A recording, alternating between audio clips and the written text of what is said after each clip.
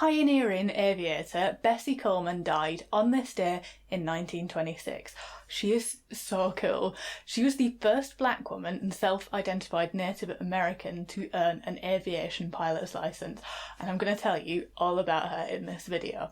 So, Bessie was born in Atlanta in 1892, the 10th of 13 children. She had to walk 4 miles to attend her segregated school, and then she had to take time out of her schooling in the summer to go and pick cotton with her mum to support the family.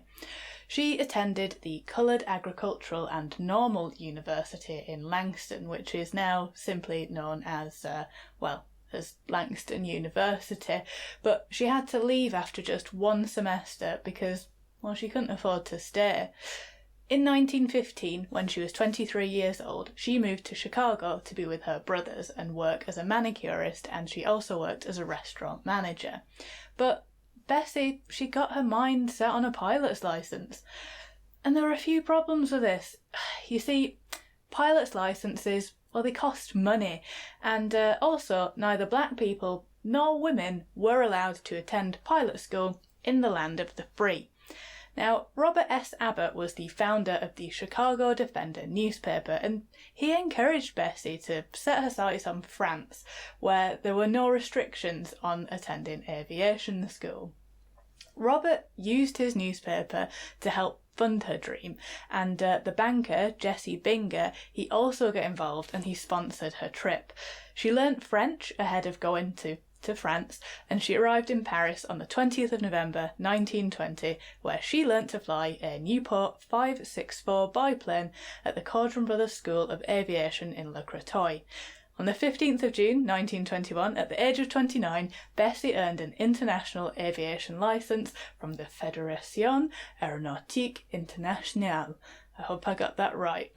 She said, "The air is the only place free from prejudices. I knew we had no aviators, neither men nor women, and I knew that the race needed to be represented along this most important line, so I thought it my duty to risk my life to learn aviation." She returned to America in September of 1921, ironically by boat, and she was a media sensation.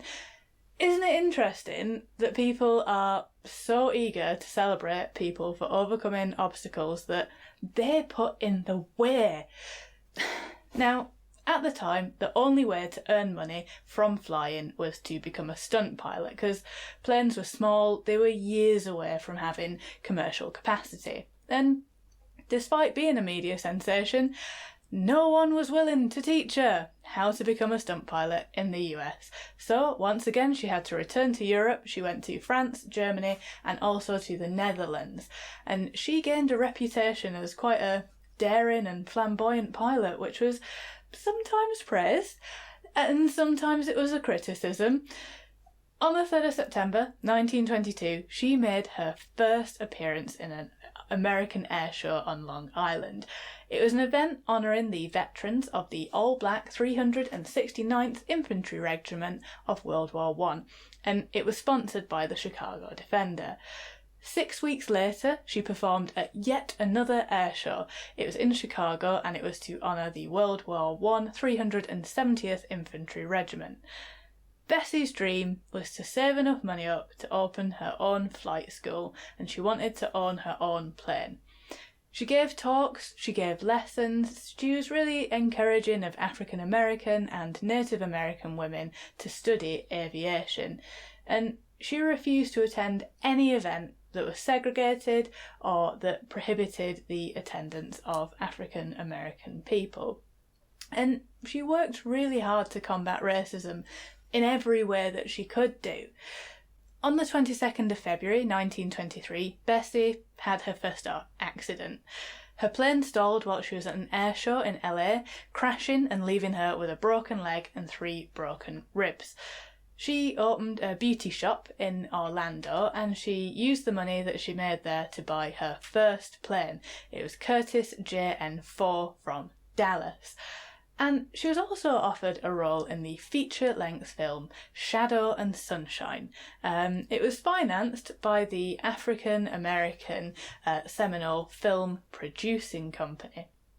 And she accepted it, hoping to use the money to open her flight school, but she pulled out of the movie when she found out that her first scene would require her to appear in tattered clothes with a walking stick and carrying a pack on her back.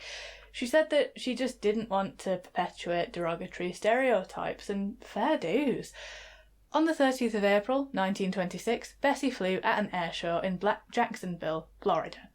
She had only recently purchased her first plane, and her mechanic and publicity agent, the 24-year-old William D. Wills, had flown the plane over from Dallas for the show.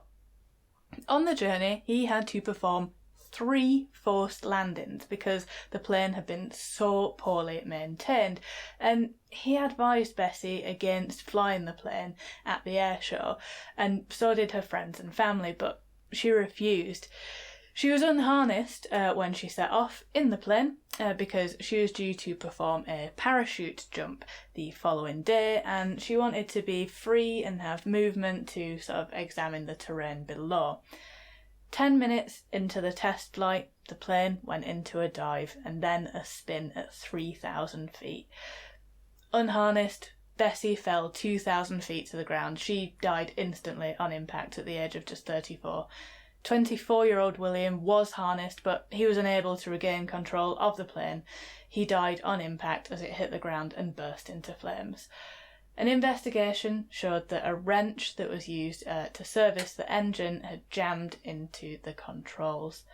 And while there was little mention of Bessie's death in mainstream media, the news was widely reported in the African American press, and tens of thousands of people attended her funeral and various remembrance services that happened in Chicago.